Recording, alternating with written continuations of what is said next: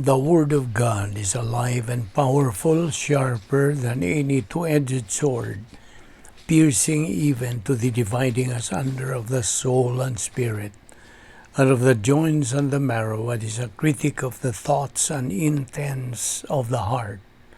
All Scripture is God-breathed and is profitable for doctrine, for reproof, for correction, for instruction in righteousness, that the man of God might be mature, thoroughly furnished unto all good works.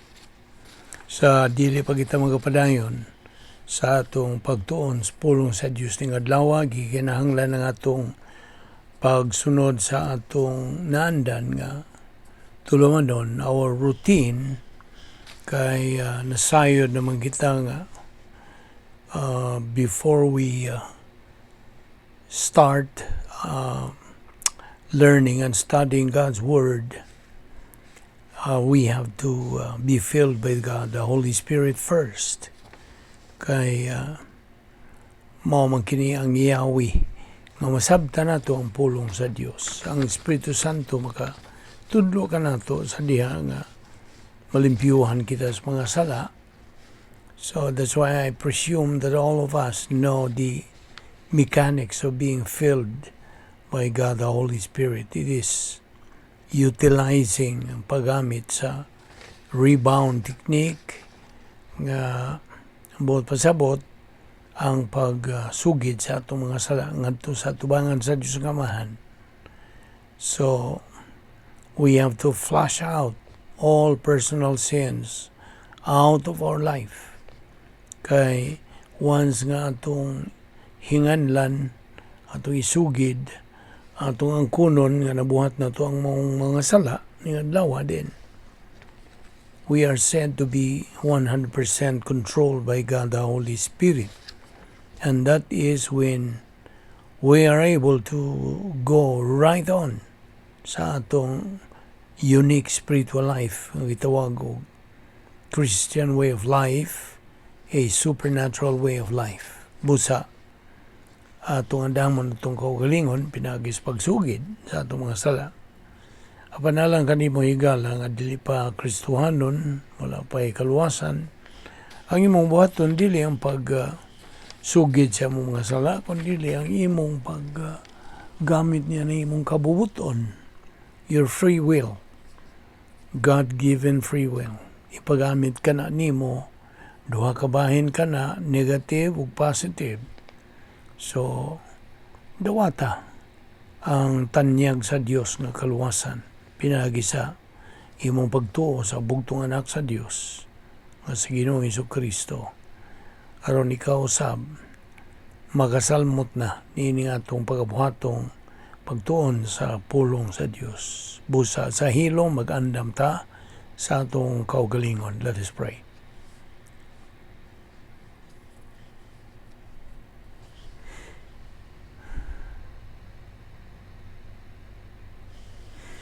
Amahan namong langit no, nagpasalamat kami kanimo, nininglayan no sa mga higayon sa among pagtuon sa among pulong, bani kami, pinagis pagtudlo ka namon sa balang Espiritu Santo, kining tanan among gipasalamatan, sa ngalan ni Ginoong Hesukristo. Amen. May adlaw sa tanan natong mga subscribers, mga higala, atong mga igsuon diyan ni Kristo, fellow believers. Ani ano sa kita nga atong adlaw-adlaw nga pagtuon sa pulong sa Dios ug ang uluhan sa atong pagtulunan nga pagadubutan ning adlaw mao ang Doctrinal Rationale. So Doctrinal Rationale mo kanang uluhan. Now, unas tanan, we should learn by heart kita nga mga magtutuo, sa napulo ka mga paagis pagsulbad o mga suliran gisangkap sa Diyos ka nato, God's 10 problem-solving devices. Tungod kay gisangkapan kita sa Diyos ni ini alang sa atong paggamit in handling problems in life.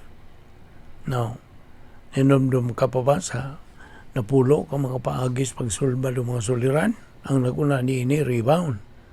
Pag-upisal, sugid sa atong mga sala. Sunod, unsa? Feeling of the Holy Spirit. Sunod, faith rest drill. Grace orientation. Doctrinal orientation. Personal sense or personal love for God the Father. Impersonal love for all mankind. Inner happiness or sharing the happiness of God. Personal sense of destiny o occupation with Christ. Mao kana ang 10 problem-solving devices. Now, gisangkap kining maong napulo ka mga paagis pagsulbad ng mga suliran sa Dios. Gisangkap ni sa Dios kanato for our own benefit. Alang sa atong kaayuhan.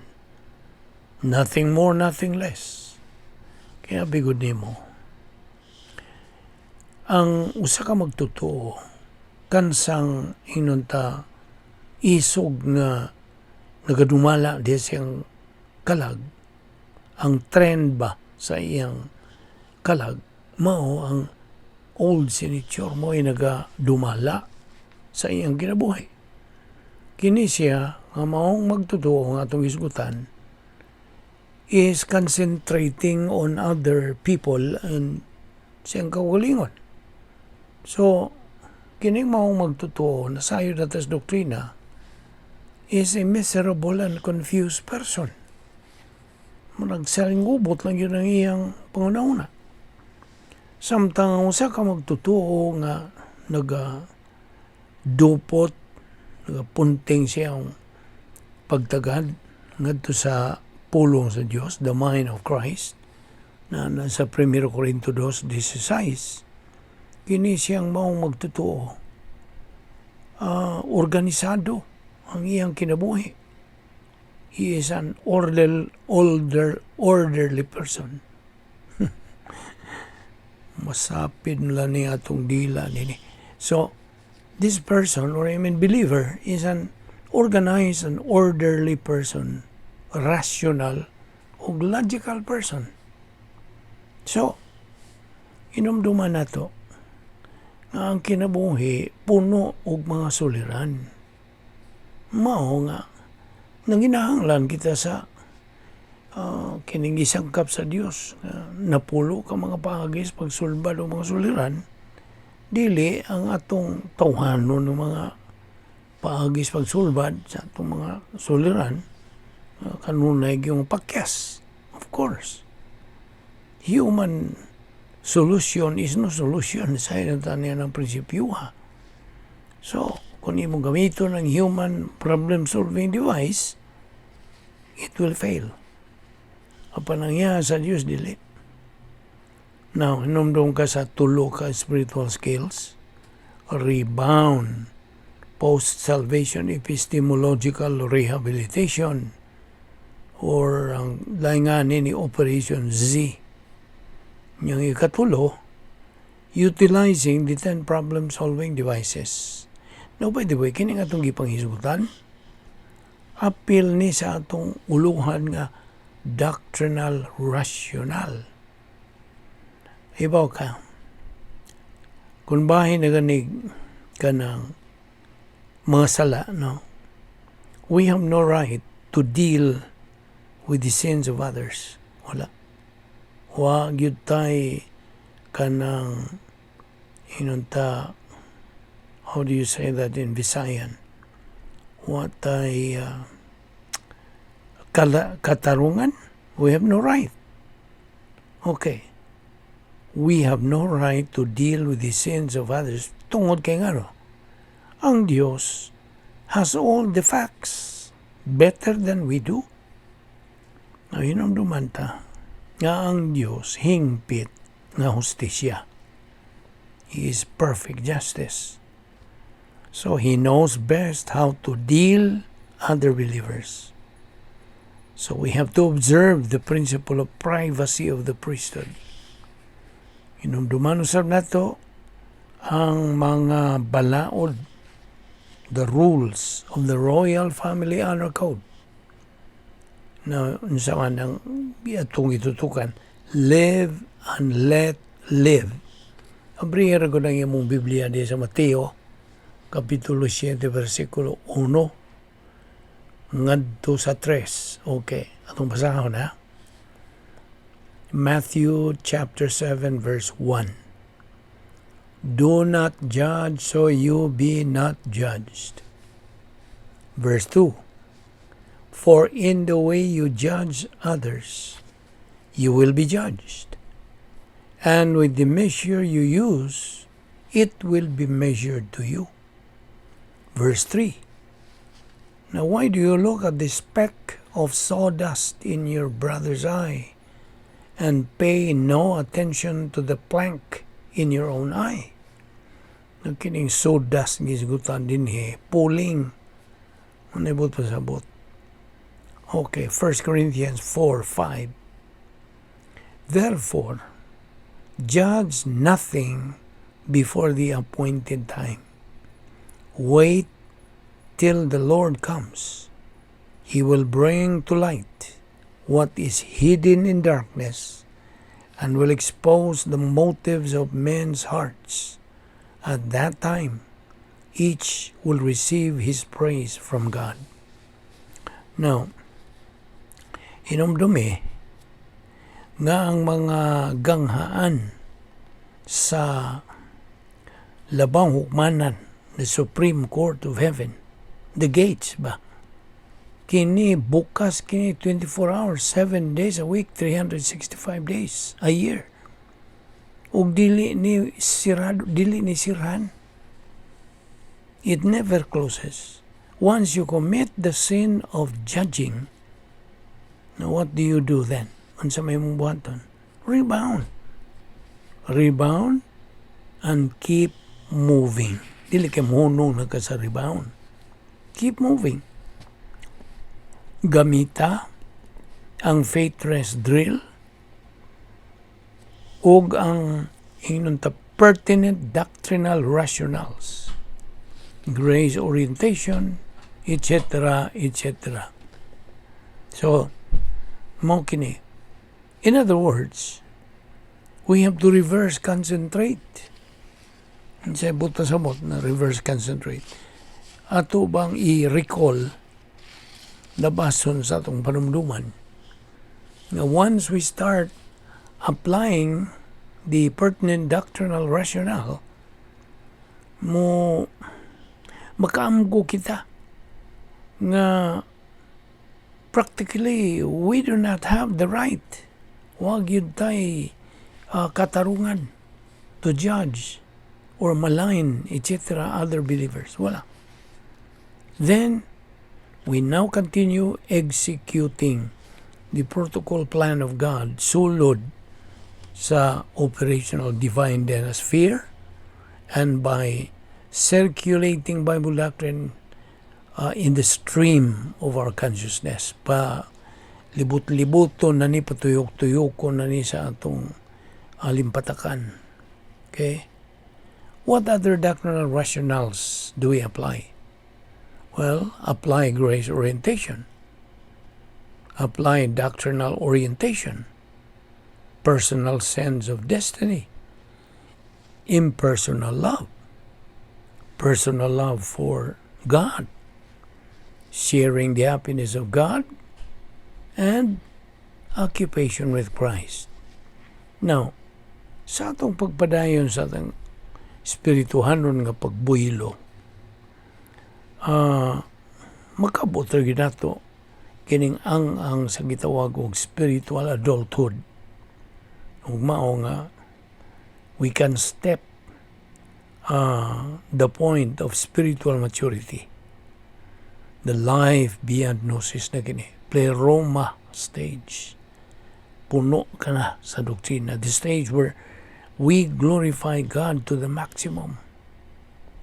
Now, once again, we should know and identify the problems we have aron atong maaplikar ang pertinent problem-solving device gisangkap sa Dios alang ka nato sa atong paggamit niini.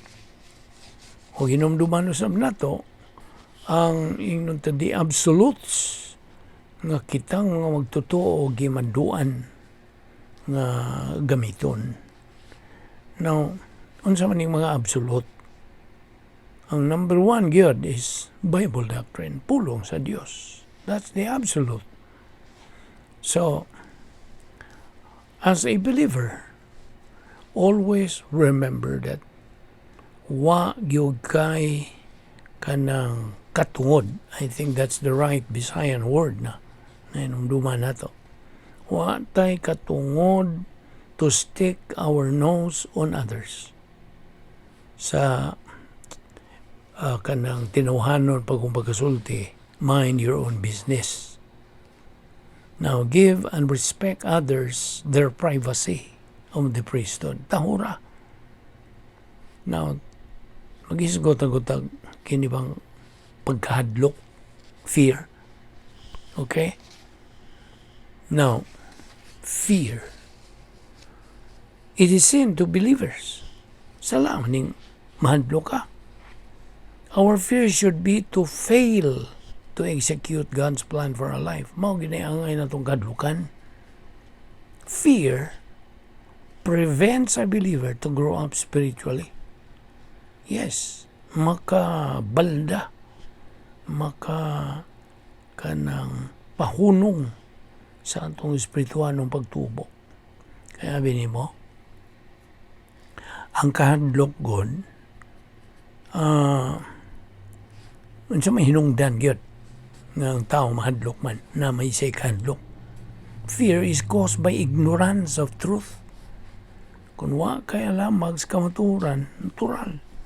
Biktima gyud ka nining pagkahadlok, pagkataranta, pagkatalawan.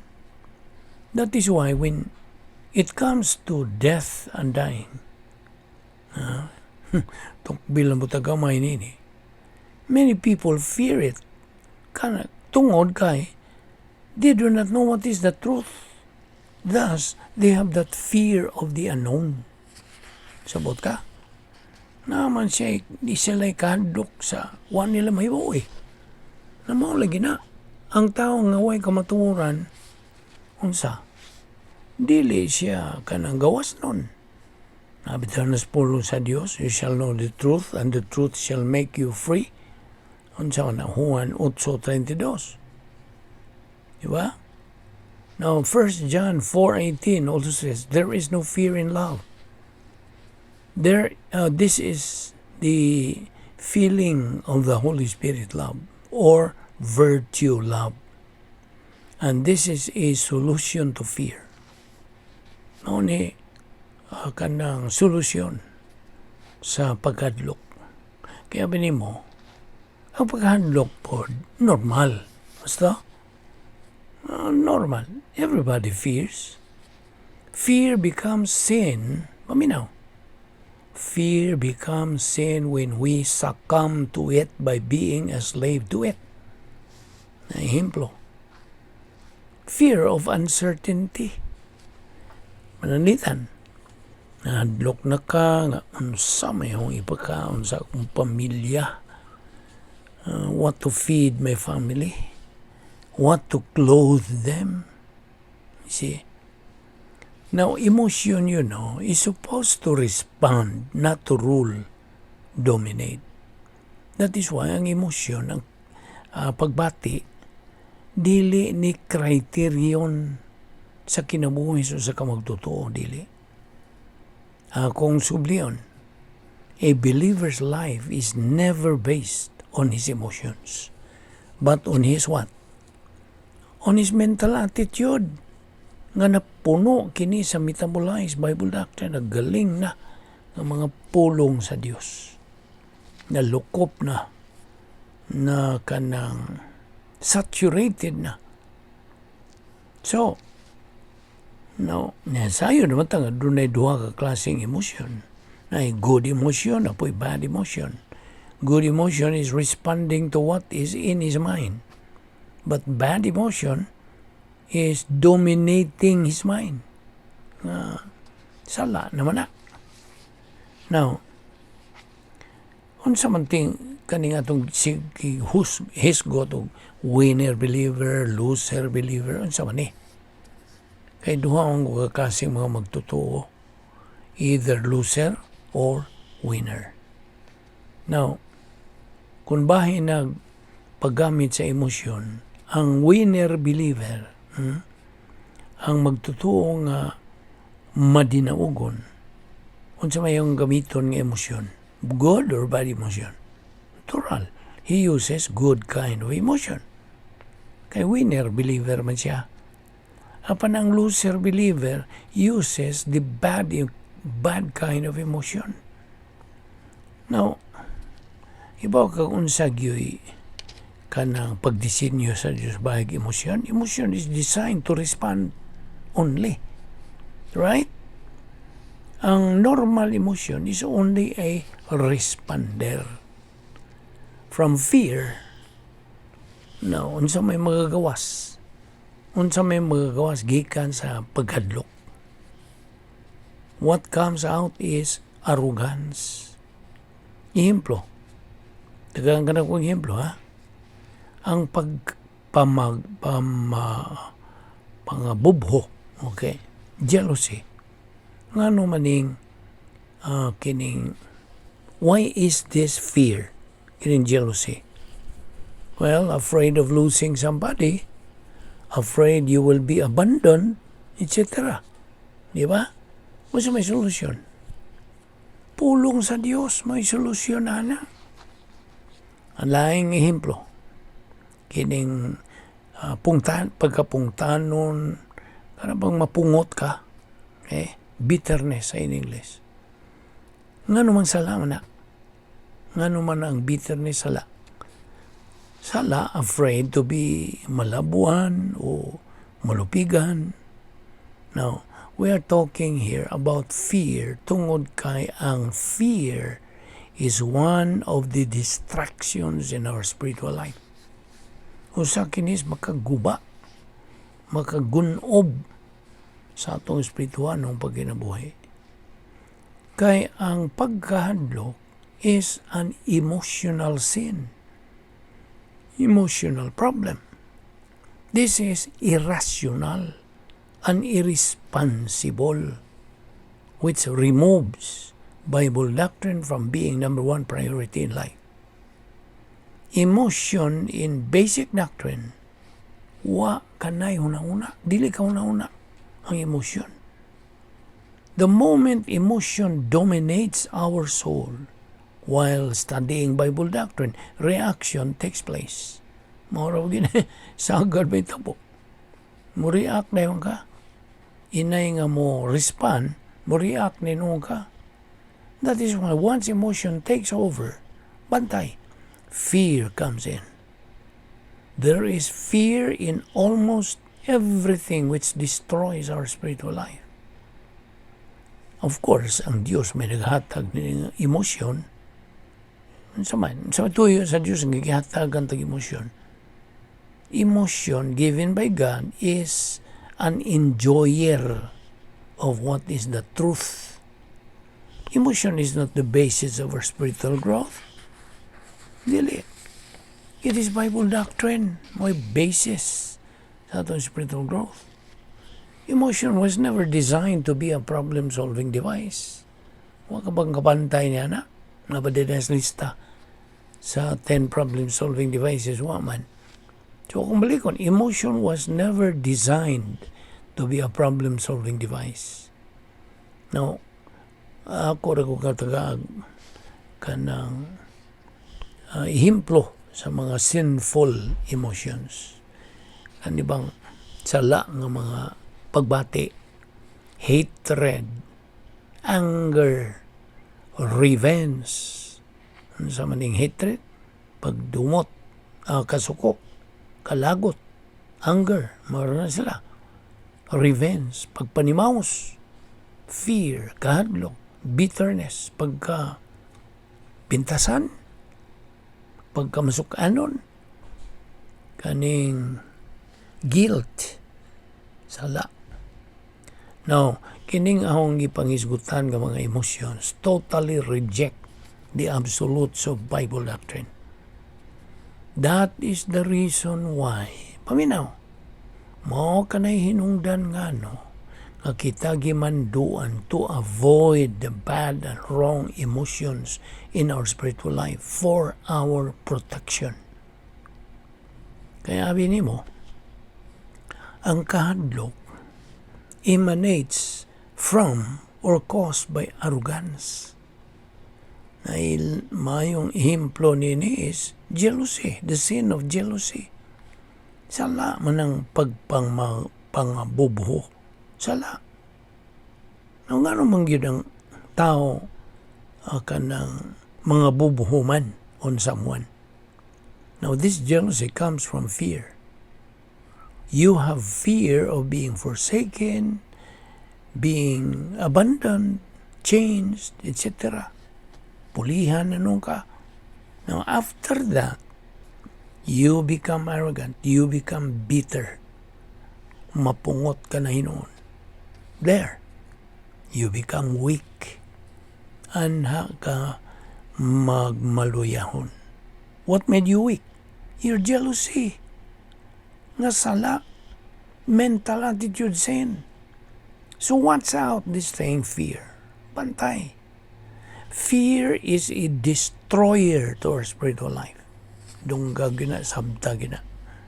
It is a destroyer, makaguba gini sa itong spiritual ng pagkinabuhi.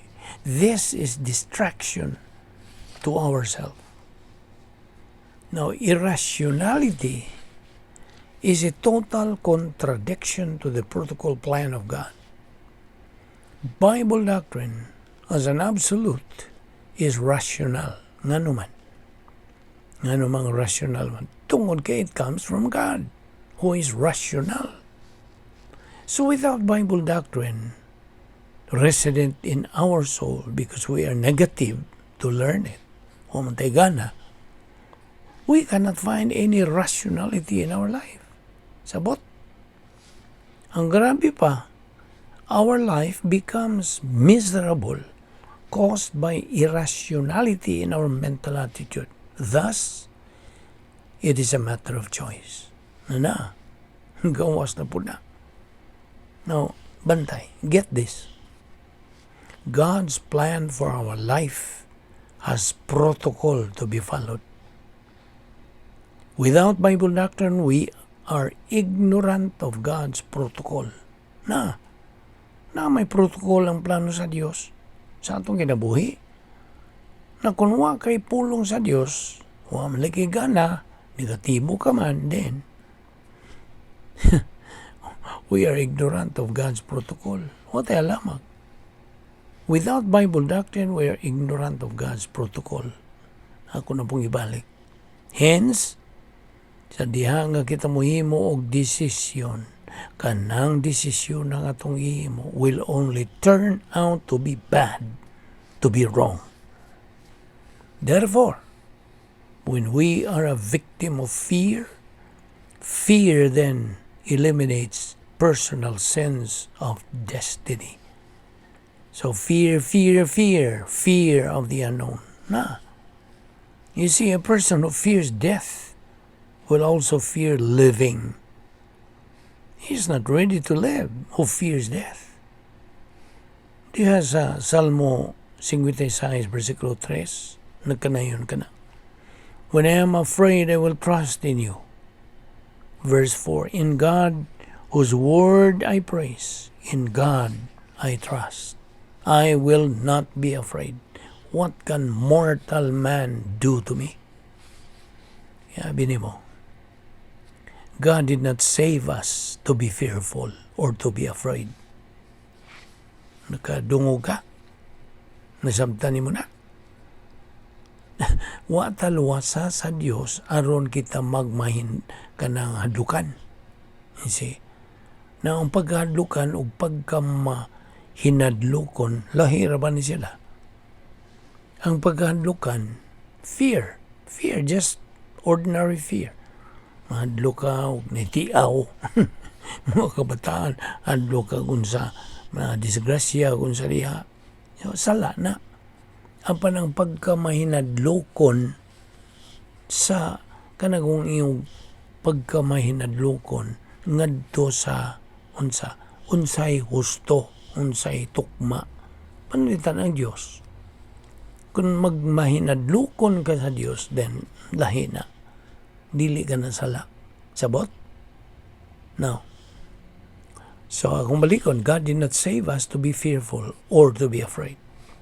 2 Timothy 1:7, God did not give us a spirit of fear, but of power and of love and of self-discipline.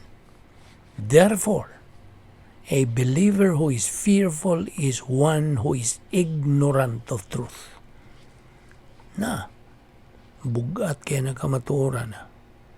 Ignorante ka na kas kamatuoran, you will be fearful. The hysteria and panic of fear. Ano sa maning hysteria? Well, hysteria, confusion in the mind. Panic is unsa? Kataranta, kalisang, o kaguliyang sa una-una. Panic. So, hysteria and panic of fear, which overcome a believer, causes no effect. Why epekto? Ang 10 problem-solving devices nga gisangkap sa Diyos kanimo, why epekto? No effect of Bible doctrine sa imong kinabuhi. Now, what is the solution to this problem? What do you think? Well, the first thing we should do is 1 John 1:9, the rebound technique, ang imong pagsugid sa imong mga sala. Ngadto sa tubangan sa Dios nga waan, ha? Now, God always provides us believers assets that we can use in order for us to be able to execute the protocol plan of God. Now, don't get me wrong. I did not say that we no longer use our emotions. What about kung mag-ingon? What I said is, saturate your mind. Loop ka. Saturate your mind with Bible doctrine. Renovate your mental attitude. Usba. Baguha. So you will be able to enjoy your emotions. Enjoy life to the fullest. You will appreciate life because you now have capacity for life. Ato ni padayon ugma. So ayong sipyat sa pagsunod ni ining atong pagtuon ni ining maong doktrina. Doctrinal, rational. Amahan namong Diyos, nagapasalamat kami kanimo sa imong grasya nga among gipahimuslan ang pagtuon sa imong pulong. Pagpakigabitay kanimo sa imong mga pulong. Hinaot nga kini mahimong dugang na panalangin sa among kinabuhi. Kining tanan among gipasalamatan sa ngalan ni Ginoong Hesukristo. Amen.